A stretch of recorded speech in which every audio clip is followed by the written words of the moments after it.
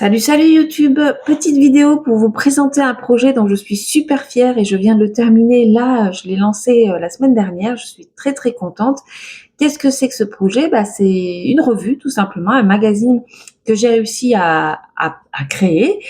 J'ai rédigé des articles, des interviews, enfin ça je me suis aidée de gens bien sûr, je ne l'ai pas fait toute seule, hein. Des témoignages, des dossiers, des articles, des photos, des ateliers DIY, j'ai du mal à le dire, DIY, voilà, des conseils, enfin voilà, il y a plein de choses. Je vais vous le présenter aujourd'hui dans cette vidéo. Je suis très contente, ça s'appelle Sismo. Pourquoi Sismo? Je vous le présente, allez, je vous le montre. Voilà, je l'ai imprimé là sur une version papier, il n'y en a qu'une parce que pour l'instant j'ai essentiellement une version numérique. Je vous proposerai le lien à la fin de cette vidéo. Et voilà, pour l'instant c'est papier. Et je vous disais Sismo. Sismo, pourquoi Sismo? Parce que en fait ça fait référence au sismographe, c'est un outil que j'ai inventé. Après, ça révolutionne pas, ça doit exister déjà, mais c'est un tracker d'habitude, mais au lieu de faire des croix, ouais, il y a un système de couleurs et tout sur le même schéma. C'est-à-dire, je sais pas si je peux vous montrer. Là, il y a possibilité de le faire version, voilà, comme ça. Faire un cercle, plusieurs cercles de différents rayons. Et à la fin, finalement, vous mettez une couleur par habitude. Ça se fait déjà, hein, je suis consciente de ne pas révolutionner l'affaire.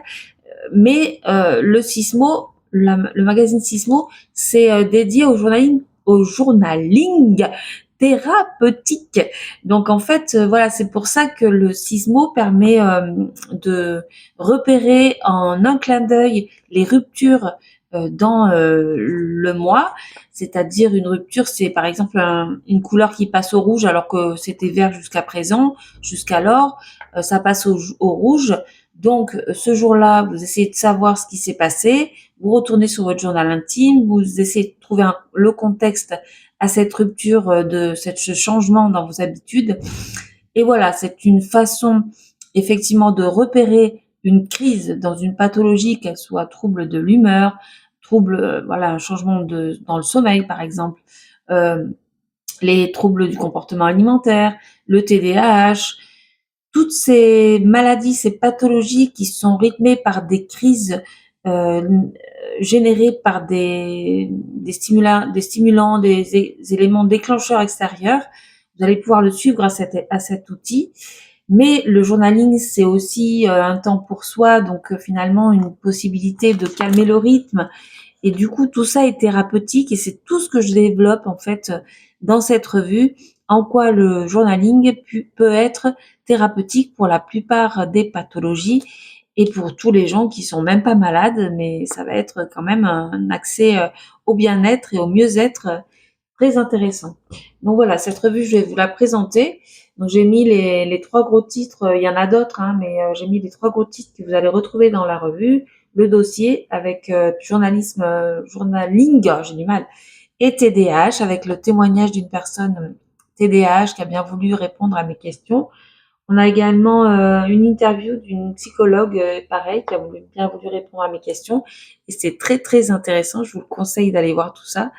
Et j'ai mis aussi sur la couverture un atelier donc DIY euh, sur comment créer ce sismographe là. Donc ensuite on a accès à la table des matières comme dans tout magazine qui se doit. Voilà, il y a 28 pages dans ce magazine avec tout ce dont je vous ai parlé, avec un édito, comme ça se fait dans tous les magazines, signé par moi, puisque je m'appelle Mélina. Et voilà, donc avec ma petite photo. Là, nous avons une première page sur un focus avec les différents types de journaux, que ce soit le journal intime, le junk journal ou le bullet. Je n'en ai cité que 3, avec des photos qui coïncident, c'est l'IA. Là, c'est des photos de l'IA aussi. Et voilà, j'ai fait un petit détail sur la définition de chacun de ces journaux, les origines aussi, d'où ça vient. Et le Sismo, alors ça pourrait être ce Sismo, le mix entre un carnet hybride entre toutes ces entre tous ces journaux, entre le junk, entre le journal intime, entre le carnet de culture, le carnet de lecture, enfin tout ça pourrait définir le Sismo, qui serait un hybride entre tout ça. Ensuite, j'ai fait une page sur les bienfaits du journalisme, du journaling, de même pas, hein, de l'écriture manuscrite versus l'écriture sur clavier écran. Donc, pourquoi en fait le fait d'écrire à la main permet de s'ancrer au présent et finalement est plus efficace que l'écriture au clavier. Voilà. Ensuite, on a une pleine page avec une photo que j'ai trouvée avec l'IA également. Ensuite, on a mon écosystème de journaux papier. D'habitude, on voit ces vidéos où on voit tous les journaux des filles qui développent ça sur vidéo. Bah, moi, je l'ai fait version papier avec un petit texte en dessous. On voit tous mes journaux, tous mes carnets avec un texte, voilà, écosystème du journaux. Ensuite, ce que je vous disais, c'est l'interview de la psychologue qui répond à mes questions. Il y en a 7, je crois. 7 questions à Cyrielle Richard, elle s'appelle, c'est une psychologue que j'ai trouvée et on se suit sur Instagram. Et du coup, voilà, elle m'a fait cette interview sur une double page, c'est très très intéressant. Ensuite, nous avons un atelier, donc c'est celui-là, c'est comment commencer un journal, le Sismo ou un autre. Voilà, pour se donner quelques conseils pour commencer. Et on part sur l'atelier là pour créer cette espèce de tracker dont je vous parlais, qui représente un peu tous les indicateurs clés d'une pathologie. Et puis on a un dossier sur le journaling et le TDAH. Donc pas tous les mois, mais à chaque numéro, j'essaierai de faire un focus sur une pathologie et de faire un dossier. Ça peut être prochain numéro, ça sera peut-être les troubles de l'humeur, la bipolarité, puisque c'est mon trouble à moi. Et voilà, ça serait intéressant de faire un dossier là-dessus. Donc là, pour l'instant, c'est le TDAH avec Là, j'ai fait un petit focus sur la méthode Bullet Journal, puisque je l'ai lu, je l'ai acheté, je l'ai lu. Et donc, comme le Ryder Carroll, l'auteur, est atteint de TDAH et que c'est pour ça qu'il a créé cette méthode, je trouvais intéressant de faire de toute façon un focus sur sa méthode et sur le personnage. Ensuite, voilà, j'ai fait toujours dans l'idée de la méthode Bullet Journal un lexique de tout ce qu'on retrouve dans son livre et dans la méthode. Et puis on continue sur les enjeux du journaling et dans le journaling TDAH, les enjeux. Donc la routine, la régulation émotionnelle, l'hyperfocalisation, c'est ça, hyperfocalisation. Alors voilà, j'ai détaillé, ça c'est quoi? La pleine conscience, voilà. Donc il y a il y a un témoignage là. Il y a le témoignage d'une personne, son compte, c'est les carnets de l'esprit sur Instagram. Et elle a répondu également à toutes mes questions sur ce sujet du TDAH, journaling et TDAH. Elle fait bullet journal et junk journal.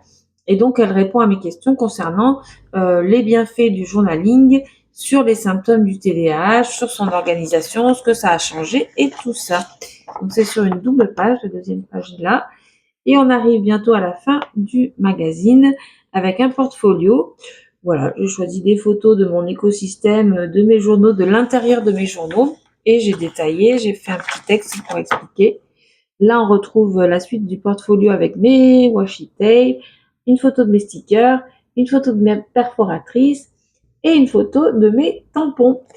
Voilà, et donc je fais une dernière page avec le carnet, le matériel, le nécessaire pour commencer, avec un petit zoom sur les carnets, les stylos et autres, tout ce qu'il faut avoir pour commencer. Il n'y a pas grand-chose en fait pour commencer le journaling.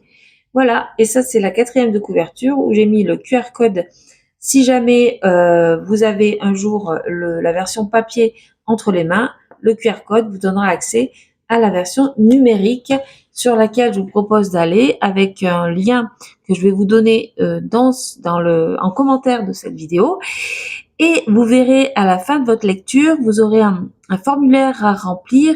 Ça me permettra d'avoir votre adresse email pour que vous receviez les nouvelles de ce magazine et les prochains numéros.